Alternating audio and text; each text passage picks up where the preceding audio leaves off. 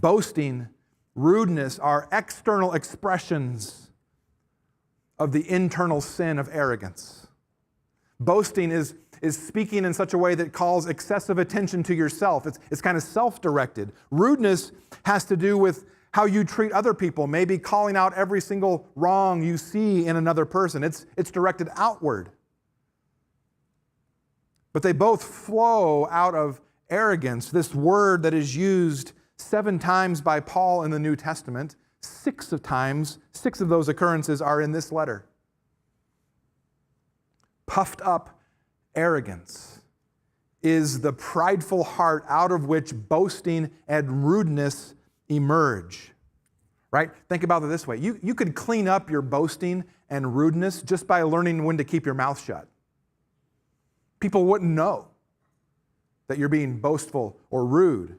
The problem is, that's like when I mow the lawn and I just clip the heads off the dandelions. And I think I've dealt with the problem, right? I can't see the flowers anymore, but the stem of arrogance is still connected to the fertile soil of my depravity. And so they'll pop right back up again. Arrogance is this hidden ugliness, this sense of superiority that has no place in the life of a Christian. It's the opposite of what we see in Christ, right? And so we can kind of group all these 4 together to say that Christian love is humble. We're going to take the next 3 features together here as well and summarize them like this. Well, let me read them to you first. It does not insist on its own way. It is not irritable or resentful. We're going to say love is not self-focused. Love is not self-focused. It does not insist on its own way. Christians are not to seek their own good primarily, but the good of others. Christian love looks outside of yourself, looks outside of what you want, looks outside of what you prefer even, to make room for others. It's not irritable. Or maybe your translation says it's not easily angered. In other words, you should be quick to listen, slow to speak, slow to become angry. If you need help doing that, think about your own offenses.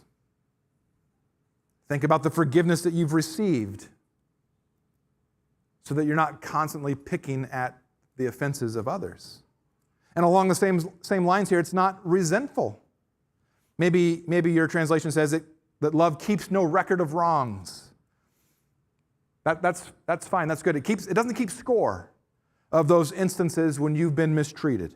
It gives others the benefit of the doubt. It lets you let things go. So love's not self-focused. And then the next 2 features of Christian love are found in verse 6. It does not rejoice at wrongdoing. There's our last negative, and it's paired with another positive as Paul kind of swings back to the positive. It does not rejoice at wrongdoing, but rejoices with the truth. In other words, Christian love cherishes the truth and despises evil. And very practically, just in this letter of 1 Corinthians, for example, love does not cherish incest, sexual immorality, selfish lawsuits, but it delights in the progress of the gospel, no matter who the teacher is. It delights in the good gifts of God when they're properly used to glorify Him and build each other up. Very practically for you, this facet of love, what this means is that sometimes love does the hard thing and speaks the hard truth, even when it's painful and costly to do so. Have you experienced this?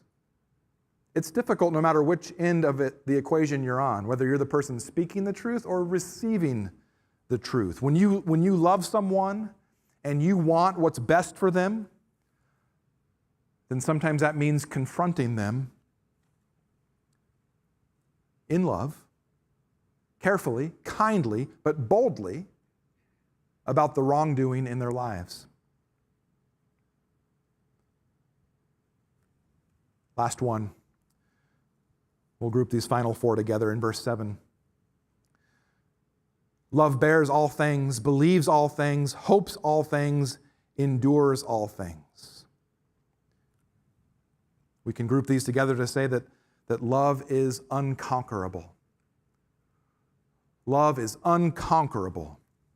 Now, bears all things and endures all things, the first and the last ones listed there, those things are closely related.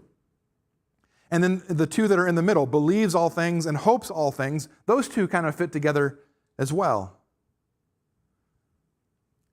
So love bears all things, endures all things. It means love, Christian love, allows you to persevere. It allows you to keep pressing on in the practice of loving others even when you don't feel like doing that.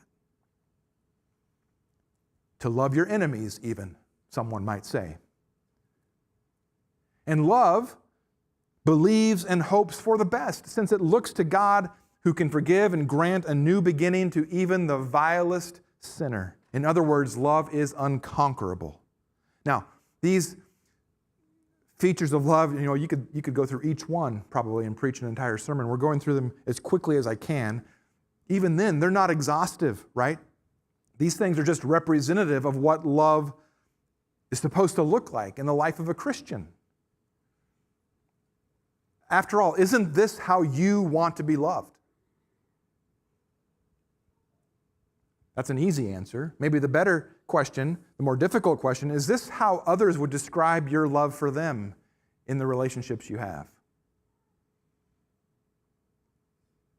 That's the problem, isn't it? The reality is this, not only is this so contrary to what the culture says that love should look like, it's so difficult for us to measure up to.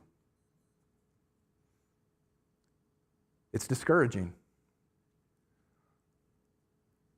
And so I want us here to finally, by way of encouragement, I hope, to consider the enduring fixedness of Christian love. Let's read verses 8 through 10.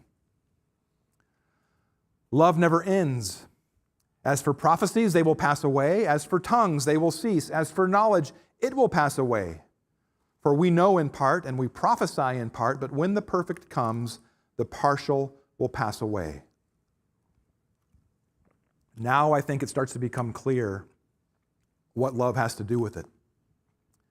It becomes more evident what Paul's been up to in this chapter. He's described Christian love so beautifully here, but all of that has been written to come back to this specific problem of spiritual gifts and how they're being misused in the church. You see the contrast in those verses 8 through 10, between love and spiritual gifts. And it plays out on two different levels here. First,